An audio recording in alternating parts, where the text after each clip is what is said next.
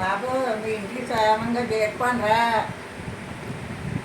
క్షేమంగా చేరుకోండి తండ్రి. నీ పిల్లలు బాగా చూసుకో బాబు. నీ పిల్లలు వేసి అలా బిగిలాను విమానంలో ఎలా వెళ్తారో ఎలా వస్తారో అని క్షేమంగా చేరుకుంటారు కదా. నాకు ఫోన్ చేసి చూపెట్టచ్చు కదా.